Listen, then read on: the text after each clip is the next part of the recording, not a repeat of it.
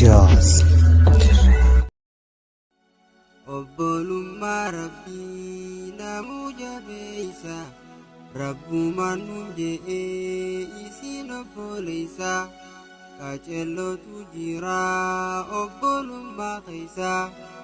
obbolummaa rabbii namuu jabeeysa rabbumaan nuun je'ee isiin obboleeysa qaceellootu jira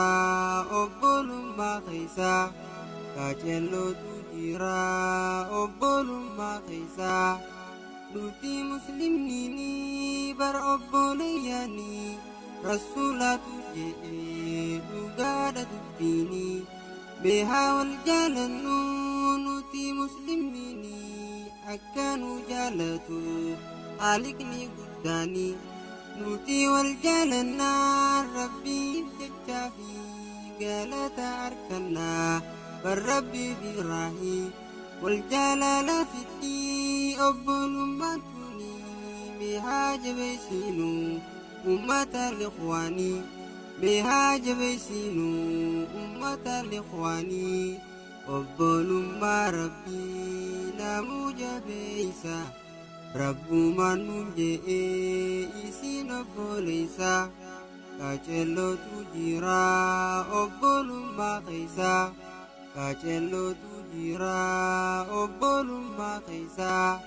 innamal mu'minuuna ikhwaanii beeyna nuti mu'miniini maaliif wal jibbiina gosummaa fi shanyii maaliif wal qoonna kanaatu balleeysa islaaminaa teenya gurraachaa fi adiis maaliif addaan goona akkanan jaalatu barrabbiin ol aanaan addunyaa dhumtuudhaaf maaliif wal jibbina asirrattiin hafnu namuutu ni yaana innamal mu'minuuna ikhwaanii beeyna nuti mu'miniini maaliif wal jibbina gosummaa fi shanyii maaliif wal qoonna kanaatu balleeysa islaaminaa teenya gurraachaa fi adiis maaliif addaan goona akkanan jaalatu barrabbiin ol aanaan addunyaa dhumtuudhaaf maaliif wal jibbina asirrattiin hafnu namuutu ni yaana asirrattiin hafnu namuutu ni yaana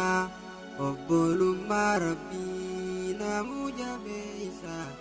rabbumaan nuun je'ee isiin obboleeysa qaceellootu jira obbolummaa keeysa qaceellootu jira obbolummaa keeysa rasuulli rabbiitiis madiinatti ibse waa'ee obbolummaa akkanatti cimse ansaaraaf muhaajiraa walii obbolomse amantiinis takka jechuudha nuuf ibse waa'ee obbolummaa rabbiinis dubbate nutis haa qabannu waan rabbiin dubbate ummanni islaamaa yoo wal jabeeysine rahmata nuuf godha haaliqni ol aane rasuulli rabbiitiis madiinatti ibse